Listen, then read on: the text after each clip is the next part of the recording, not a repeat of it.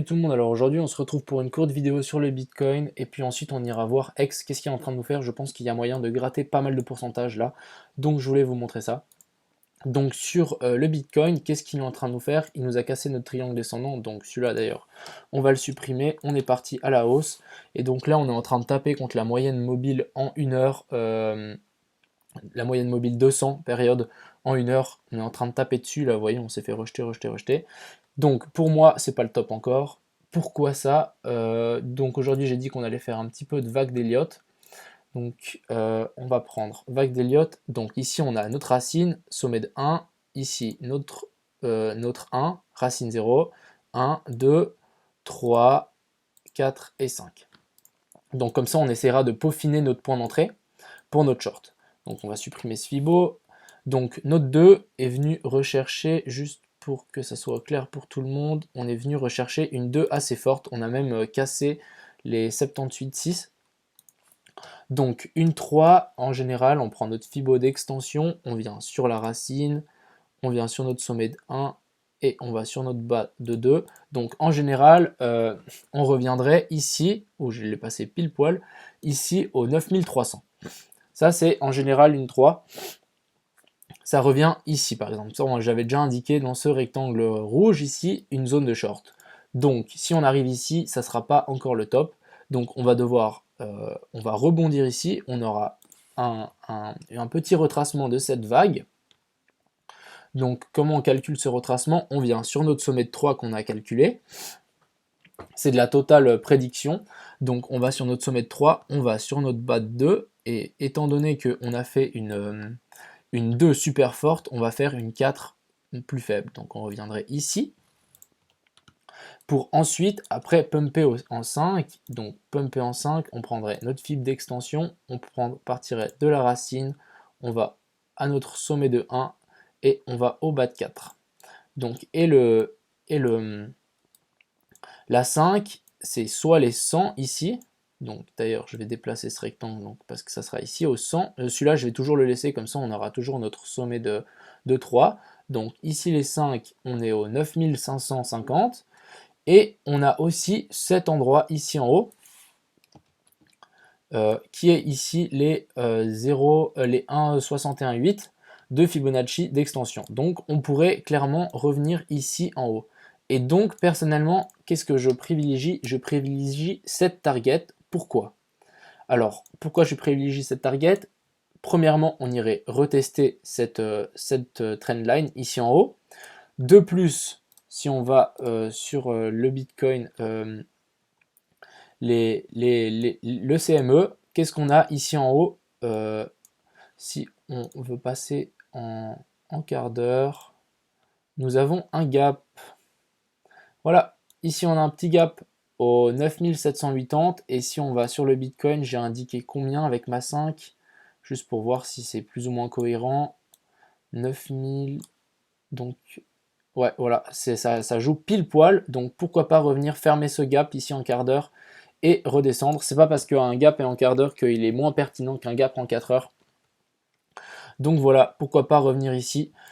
Donc ça serait mon plan pour l'instant, donc à voir comment il va se passer. Au moins on viendra retoucher cette borne haute. Donc ça c'est pour le Bitcoin, on a fait un petit peu des lot wave et moi je shorterai cette zone et en plus cette zone. Comme ça je ferai un point d'entrée ici au 9500 et un point d'entrée ici au 9700 et des bananes. Comme ça je serai sûr de, si jamais on vient retracer seulement au 100, bah, je serai sûr d'avoir des bits dedans pour pas perdre le train on va dire. Donc voilà, ça c'est pour le Bitcoin et ensuite on va passer à X comme je vous avais dit au début de la vidéo. Donc X, on va aussi faire un petit peu d'Elliott, d'ailleurs je vais supprimer ça. Donc on avait dessiné un mini triangle ici qui a été cassé. C'était pas très pertinent ce triangle d'ailleurs. Ce triangle, les deux résistances ici, on en avait une ici et une ici. Bon là je pense qu'on va commencer à taper dessus un petit peu. Donc d'ailleurs je vais les supprimer. Donc maintenant on va faire les vagues d'Elliott. Donc qu'est-ce qu'on a fait déjà? Si on part depuis la racine ici pour la première vague, on est monté en 1, 2, 3, 4 et 5. Donc voilà, première vague d'Elliott, ça veut dire que cette vague, c'est une grande vague comme ceci.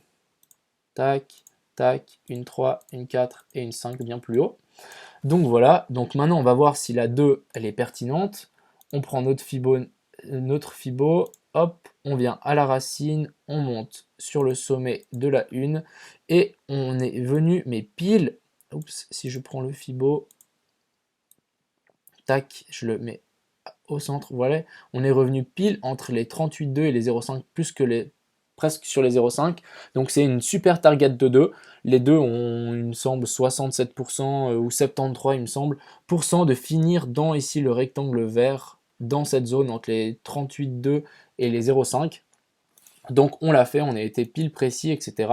Donc là on est parti, donc prochaine target, où est-ce que ça serait euh, euh, donc je vais prendre mon fibo d'extension, on va à la racine, on monte au sommet de la première vague, on descend au bas de la 2 et on vient ici, donc ça nous met le fibo d'extension, et donc les 3 plus généralement viennent au 161,8 comme target jusque ici. Donc ça nous ferait déjà, si on vous rentrait ici maintenant, et si même moi je rentre maintenant, ça nous ferait un 175%, ce qui est vachement pas mal. Et ce qu'il faut penser, c'est que X, il est quand même puissant. Il monte pas en petit bébé. Donc je pense que on peut très bien venir pousser la chose, venir jusque ici même, ou ici, ou jusque ici. C'est des targets à ne pas négliger, parce qu'elles sont très possibles. Donc, pour ce faire, pour le décompte de cette vague en 3, qu'est-ce qu'on va faire vu qu'on est en impulsive? On va encore monter en impulsive. Ça veut dire qu'on va faire une, 2, une 3, une 4 et une 5.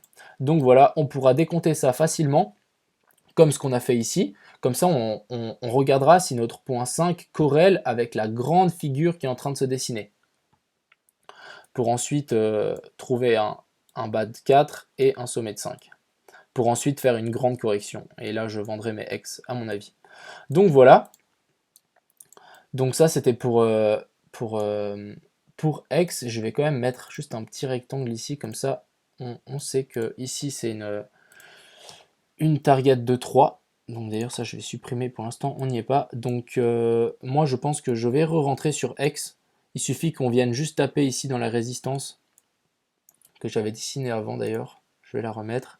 Qu'on vienne retaper ici dans cette résistance pour qu'on fasse un petit pullback, et je prendrai le pullback. Pourquoi pas revenir sur la résistance qu'il y a ici. Vous voyez, ici, il y a une résistance. Pourquoi pas faire un petit yo-yo comme ceci. On vient, on tape, on descend là et on repart. Donc voilà, ça c'est le plan pour X. Donc super bullish en tout cas pour X, même ça va le faire je pense. Donc voilà, j'espère que ça vous a plu ces petites vidéos courtes, comme ça on voit différentes méthodes de trading par exemple. Et j'espère que vous pourrez rentrer avec moi pour ces shorts. Donc voilà, j'espère que vous avez aimé, et si vous n'hésitez pas à mettre un like, etc. Ça me ferait super plaisir et ça me boosterait pour les prochaines vidéos. Donc voilà, bonne soirée les gars, ciao!